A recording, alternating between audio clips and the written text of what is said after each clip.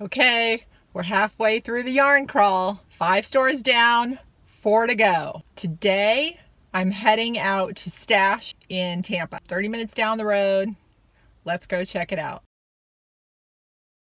It's a cute little yarn shop, and I visited with Dot and Mary for a bit and checked out all that they had.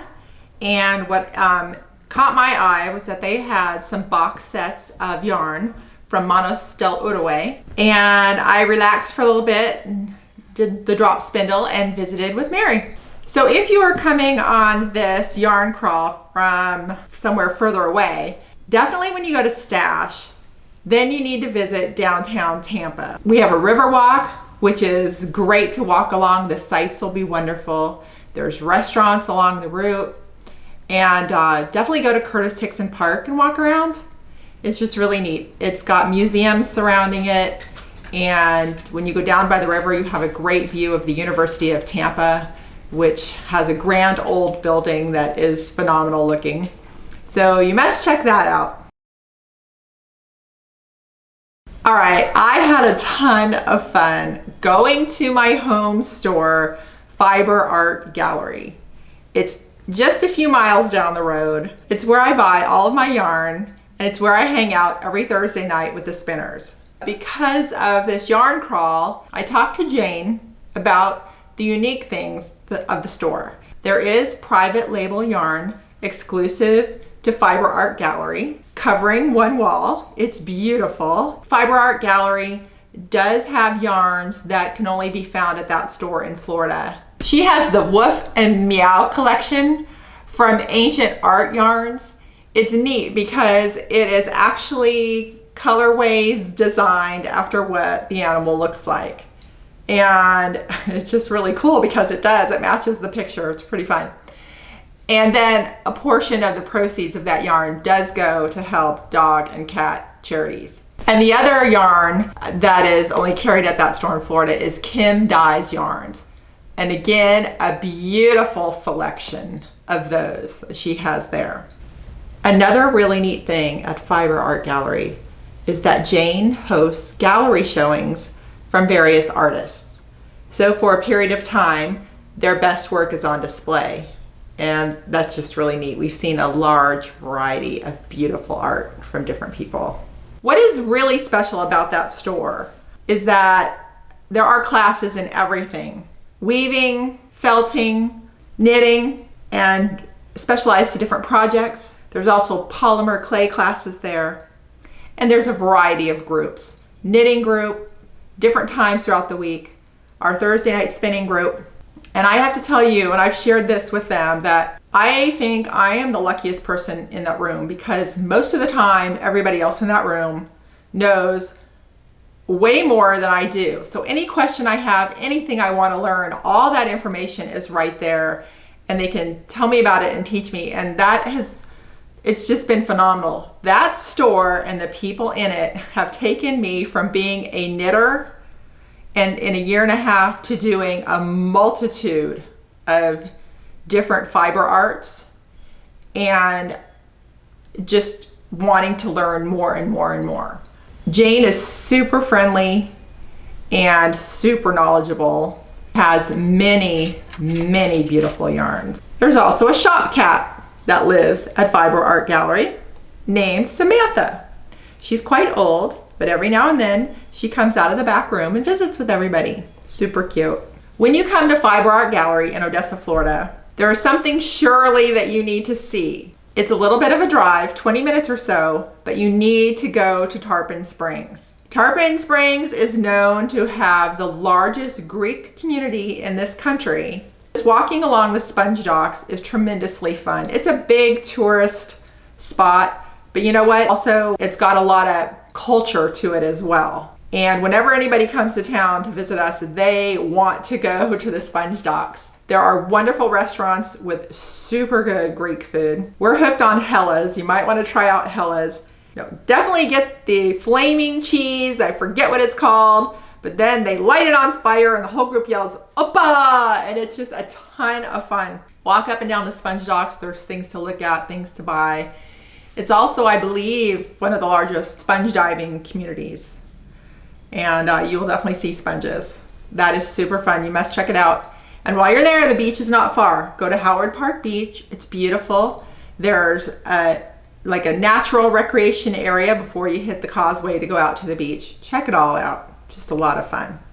It's the last day of the Tampa Bay Yarn Crawl. I am heading down to Largo to Creativity, and my good friend Sheila is meeting me there. And then we will go on to Stash in St. Pete. So come along. Thank goodness for this yarn crawl, because it's getting me out to see all these different shops. Yesterday, I went to Creativity in Largo. That store is like Disneyland for the fiber artist. It's got everything you could think of and more. So the moment I walked in the door, Terry and Ronnie were the first people I saw. Quickly, they got Alicia, and I got to visit with the owner of the store, and she is super friendly, and we just had a blast talking. Alicia is super knowledgeable about everything. I found out she used to have an alpaca farm, and she has traveled internationally to Peru for fiber. It was just really, really good to talk to her. And she was just so kind, made us feel at home, showed us around, told me about the special things of the store, and then let us just look and talk, go through everything. And there is a lot there. Plan on spending a lot of time there because there was a lot to see. A large variety of yarn, and then so much more. There's things for kids. There's things you can buy for gifts. Anything fiber related and more that you can think of is there. It's just really, really fun. It was just a great experience. Creativity is a Rowan flagship store. So she's got 2 walls of just Rowan yarn. The yarns that are special to her store are Beach Bunny, check that out, String Fairy, and Knit One and Crochet Two. Checked all those out, those are great. Another fun thing at Creativity is they have their own shop dog, Julio. He is the cutest little guy and comes around and visits with everybody, and that was just really fun. I found, and it's kind of funny, going towards the end of the yarn crawl, because in the beginning it was the bright, really loud yarns that were calling out to me mostly. And then look what happened. Beautiful, deep colors. And it helped that this was being lit by window light, which really just brought out the vibrance of these deep colors. Fell for this. This was just plain fun. I'm like, I could do something with this. It's kind of like ribbon, and just had to have it. So she also made it so much fun for the yarn crawlers at the store. You got to pick out little stoppers, keep your yarn on your needles, books, just Rowan samples of things that you can make with Rowan yarn. Oh yeah, she's got delicious chocolate there. Margarita chocolate. Who would have thought? I went with my friend Sheila, and she's like, you have got to have this chocolate. Okay, that's all it takes. Okay, another thing we were checking out, she's like, put your hand in the bucket and pull out the ball, and whatever was written on the ball was the discount we got that day. Super exciting. Just those little things, they're very fun. So from that store, if you want to see something, it's only 4 miles to Indian Rocks Beach and Sand Key. And also Clearwater then is just a little bit north of Sand Key. Plus there's restaurants in that area too, so that is worth checking out. The last store I went to was Stash in St. Pete. Amy met us when we went through the door. It's a cute place. Looks like a house turned into a store. A light, airy feeling inside with 3 rooms of yarn. They had a bunch of Monostow Uruguay yarn as well.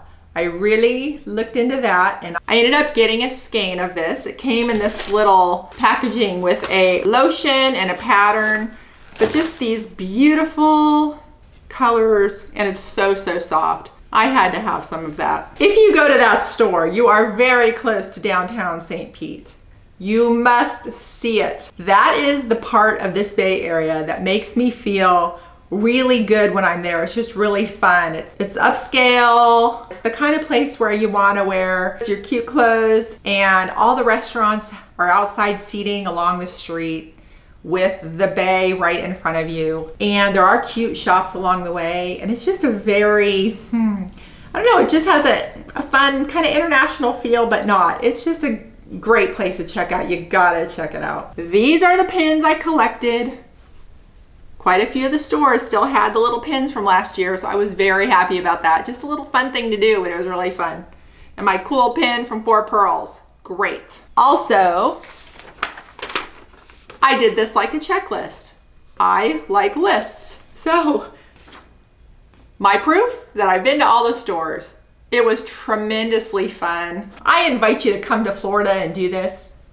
Well, that's a wrap for the Bay Area Yarn Crawl 2020. So thanks again to the Bay Area Knitting Guild for putting it on, and for all the stores that made it so much fun. It was a blast. So thanks for coming along with me, and thanks for watching.